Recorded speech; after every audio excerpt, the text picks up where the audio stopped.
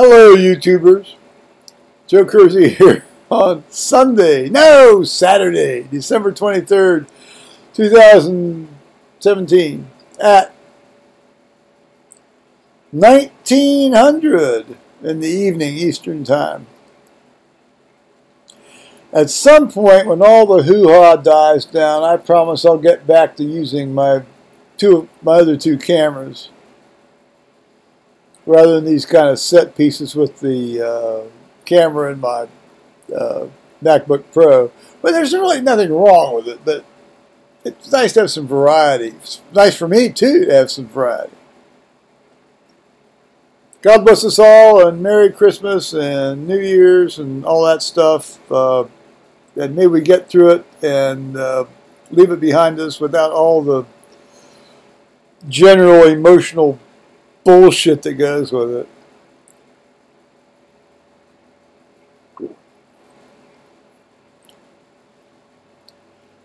Just upset and heartbreak a lot of times, isn't it, sometimes?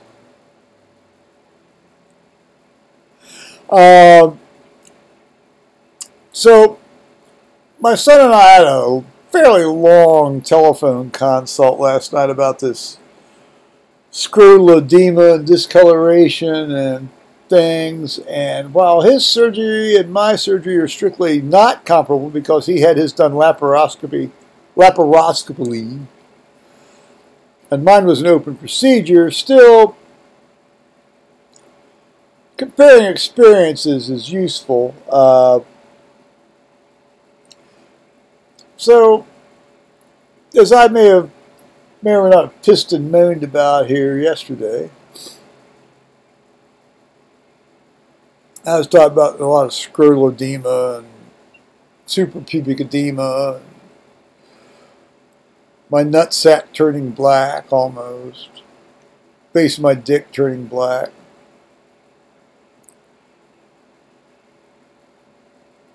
Welcome to the PostOp Course of an open inguinal hernia with mesh, and it's the mesh that does it. I mean, if they had done this the standard, close this thing under tension, like like a McVeigh repair or Cooper's ligament repair or Bassini repair, like I always saw being done when I was in training. This is in the 70s. I don't ever recall seeing this amount of post-op hematomas and this and thatting afterwards.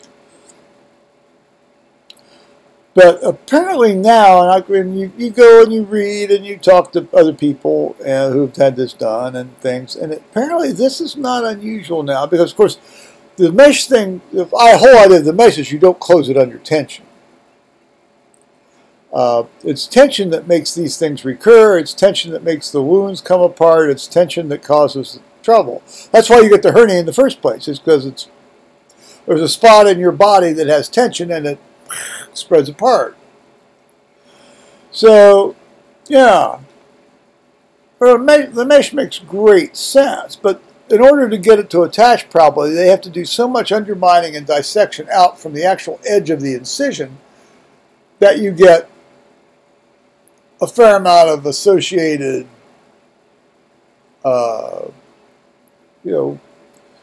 discoloration. Let's put it that way. That's fair enough. That's absolutely fair enough. So, I vowed I'd probably try to stay in bed as long as I could today. And read, I'd get up enough to obviously try to go to the can. And by the way, I did go to the can, took a big old dump. That's good. And, take my medicines and then go back in. I'd read my books and things. And, and I made it till 1:30 in the afternoon. And I'm thinking, I've just got to get up because I'm about ready to go out of my mind here, lying in this room. As pleasant as it is, I got the heater on my feet. It's warm. I got a heating pad under my neck. It's great. I'm not in that much. I'm really not in that much pain anyway. I'm just trying to let all this stuff drain out of my scrot and suprapubic area into my lymphatics and into my vascular system. And, but at 1:30, about 1:30 after, I said, "Screw this! I just can't lie here anymore." So,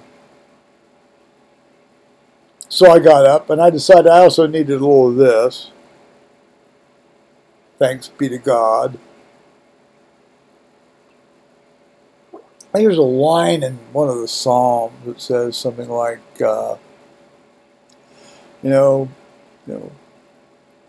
His mercy endures. Like He made the great for people to, it is in the Psalms, but maybe it's not the mercy. His mercy endures forever group of Psalms, but He,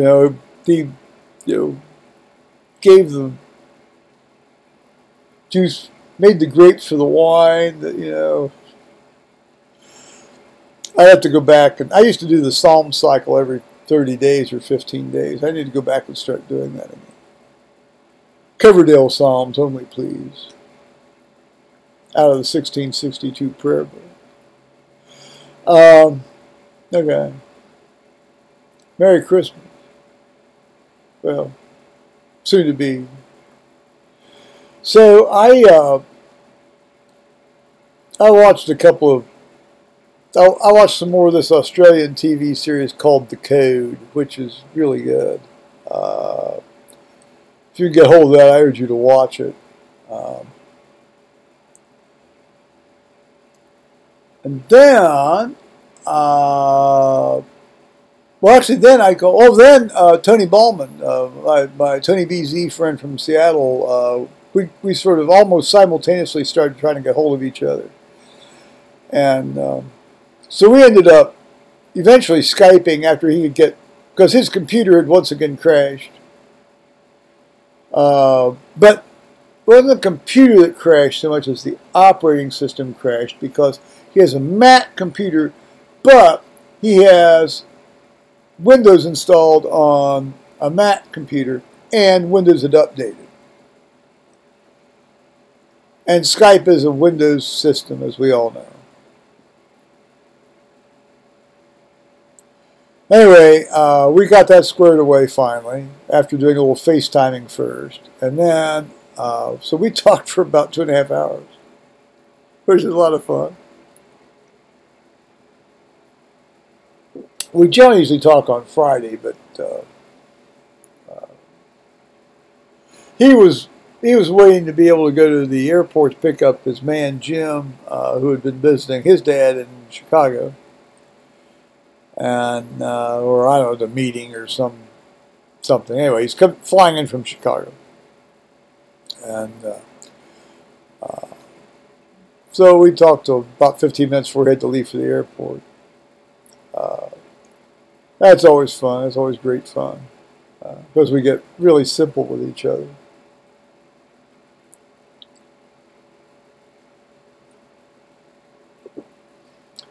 So then, actually, my son, I called my son, and then we FaceTimed for a while, and I guess he gave me sort of his weekend plans or Christmas plans and things. And, I guess either tomorrow. It doesn't sound like tomorrow. It sounds like it's going to be. Well, it does sound like it's going to be tomorrow. Well, maybe not, because tomorrow he and a friend of his mother are going to go. Friend of his mother coming over to their house. I don't know. Maybe then they're going to Kelly's folks during the day, because Mr. Weatherby's doing some sort of turkey thing.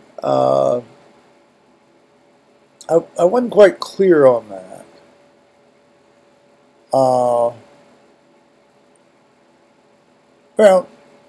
okay, and then I don't know what they're doing specifically on Christmas Day, because see, my son and his mother always did shit on Christmas Eve, because that's the way my wife's family did it when she was growing up. And My family always did everything on Christmas Day. I frankly didn't care one way or the other. I always liked the only thing I like to do on Christmas Eve is go to Christmas Eve services. Now, obviously, I'm not going to be able to do that tonight or tomorrow, but first time in 25 years, first time since 1995, 27 years. But perhaps next year, hopefully next year, at least I'll be able to listen to the King's College Chapel service on PBS. It would be about 10 o'clock in the morning, my time, Eastern time. That's generally when they start. Because of course, I want to hear the specially commissioned carol that will probably sound like this.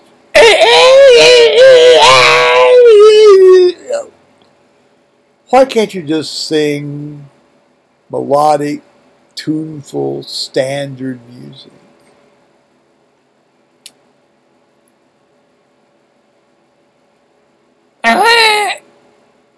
Oh, maybe that could be the start of another anthem for somebody.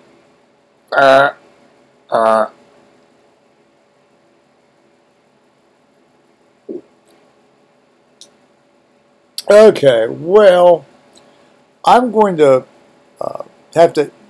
I'm at the point now. I'm readjusted onto the standard drug regimen now, and we can.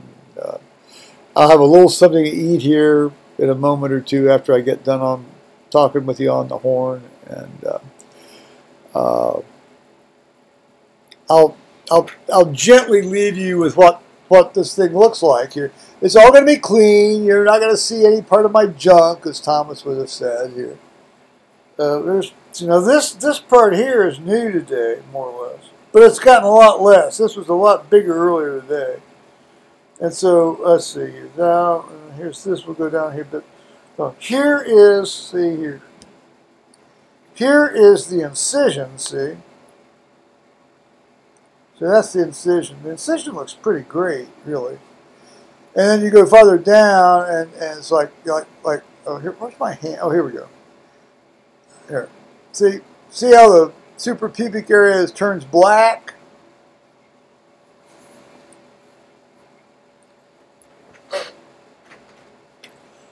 That doesn't look salubrious, but believe it or not, it looks better than it did about 12 hours ago, 18 hours ago. Yay! I'm getting better. Yay!